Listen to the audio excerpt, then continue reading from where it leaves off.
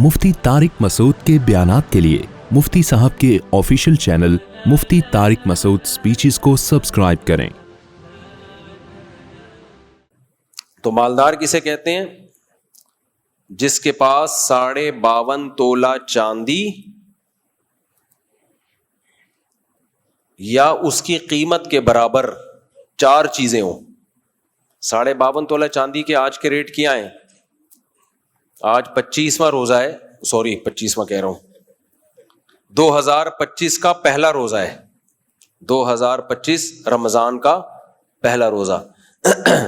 तो आज की तारीख में 52.5 तोला चांदी के रेट क्या है? नेट पे 2 मिनट में निकल आएगा, 1,80,000। तो शरीयत में जिसके पास 4 चीजें 52.5 तोला चांदी के बराबर होंगी, क्योंकि ये 52.5 तोला चांदी के रेट ऊपर नीचे होते रहते हैं ना, तो आज की तारीख में तो 1,80,000 है।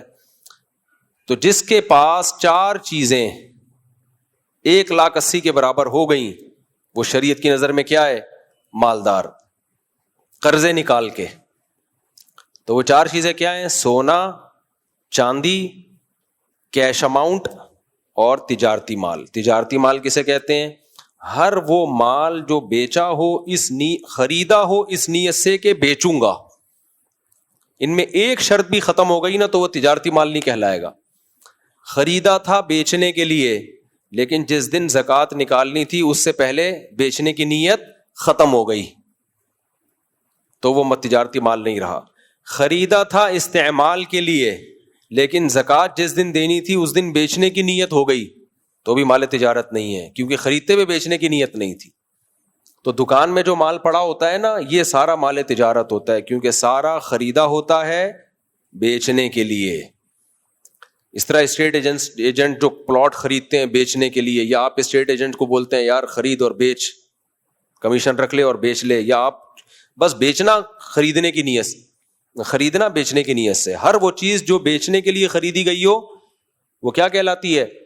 तिजारती माल। आपने चूजे खरीदे बेचने के लिए कि बड़े होके बेच दूंगा, माल तिजारत है। आपने मुर्गी खरीदी कि अंडे देगी, चूजे बेचूंगा, ये माल तिजारत नहीं है। समझ रहे हो? क्योंकि मुर्गी जो खरीदी थी वो बेचने के लिए नहीं, वो अंडों के लिए। तो इस मुर्गी पे ज़कात नहीं है, क्योंकि मुर्गी खरीदी थी अंडे देने के लिए, अंडे इसलिए कि इसके चूजे बेचूंगा। तो भाई जो चीज खरीदी जा रही है वो बेची नहीं जा रही, जो बेची जा रही है वो बेचने के लिए खरीदी नहीं थी।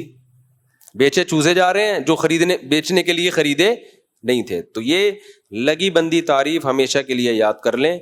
हर वो माल जो बेचने की नीयत से खरीदा हो इज कॉल्ड माले तिजारत। और सोना चांदी चाहे वो इस्तेमाल के हो या ना हो, बाहर सूरत उन पे ज़कात है। इस बारे में इमाम अबू हनीफा का मौक़िफ़ हमेशा की तरह बहुत मजबूत है। अहनाफ का मौक़िफ़, जब भी इख्तलाफी मसाइल होंगे ना, आप देखना अहनाफ का पलड़ा भारी होगा। इमाम हनीफा बहुत बड़े फ़क़ीह थे, और ख़ास तौर पर जिस मसले में इमाम अबू हनीफा के साथ अबू यूसुफ और इमाम मोहम्मद भी हों, तो वो बहुत पावरफुल मसला होता है। देखने में अव्वल नज़र में लगता है बाज़ दफ़ा दलाइल कमज़ोर है, लेकिन जब आप डेप्थ में जाते हो तो पता चलता है कि बड़े ख़ानदानी दलाइल हैं। तीनों इमाम किसी में जमा हो जाएं, तो इमाम अबू हनीफा का भी यही राय है कि जेवर इस्तेमाल का होगा तो भी ज़कात है, इस्तेमाल का ना हो तो भी ज़कात है। वैसे इस्तेमाल की चीज़ों पे ज़कात नहीं होती, लेकिन सोने और चांदी पे होती है। जेवर नहीं, यानी सोने और चांदी के जेवर पे होती है।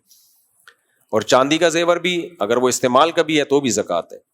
और इसकी दलील है, सही हदीस है, नबी सल्लल्लाहु अलैहि वसल्लम के पास कुछ ख़वातीन आई, उनके हाथ में सोने के कंगन थे।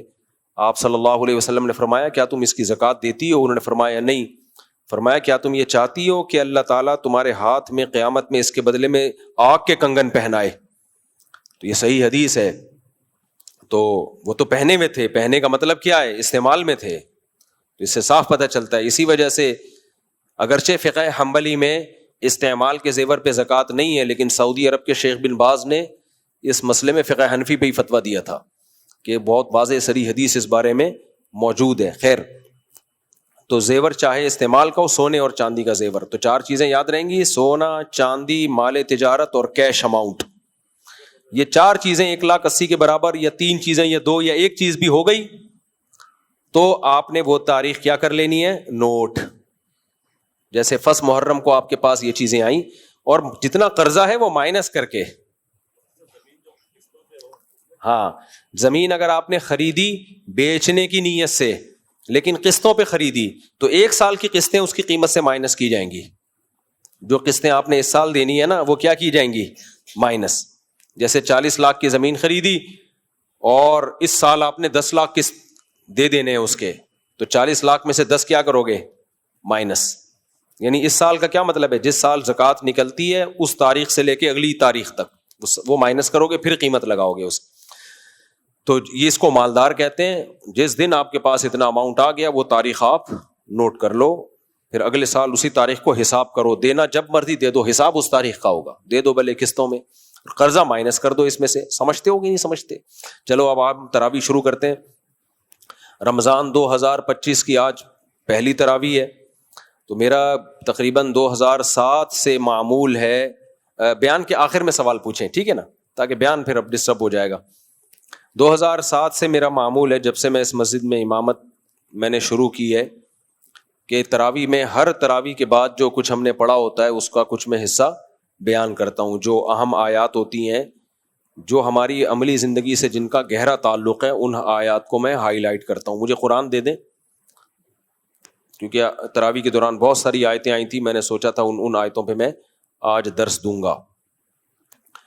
تو یہ روزانہ ہوا کرے گا. آپ لوگ اس میں پابندی سے اچھے بچوں کی طرح بیٹھا کریں گے. خواتین جو بیان سن رہی ہیں وہ بھی پابندی سے بیٹھیں, آپ لوگ بھی پابندی سے بیٹھیں.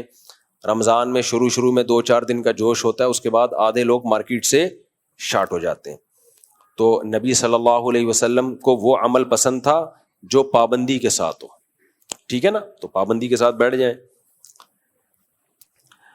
آج ہم نے سورہ بقرہ شروع کی ہے, سورہ فاتحہ سے. سورہ فاتحہ کی جو سب سے اہم ترین آیت ہے, پوری سورہ فاتحہ ہی سب سے اہم ہے, لیکن اللہ نے قرآن شروع کرنے سے پہلے ہم سے ایک معاہدہ کروایا ہے. وہ معاہدہ یہ کروایا ہے, ایاک نعبد و ایاک نستعین. 2 طبقے ہیں جن سے ہماری راہیں یہاں سے الگ ہو جاتی ہیں.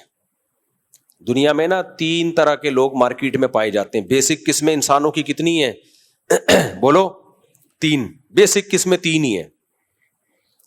ایک وہ جو بالکل سرے سے خدا کا انکار کر دیتے ہیں, ایتھیس, ملحد. آج کل یہ پڑھے لکھے طبقے میں زیادہ ہو رہے ہیں جو سائنس پڑھ کے جن کی کھوپڑی آؤٹ ہو جاتی ہے, تکبر پیدا ہو جاتا ہے. حالانکہ سائنس انسان کو اللہ کے قریب کرتی ہے, اللہ سے دور نہیں کرتی, لیکن تکبر انسان کو اللہ سے دور کرتا ہے.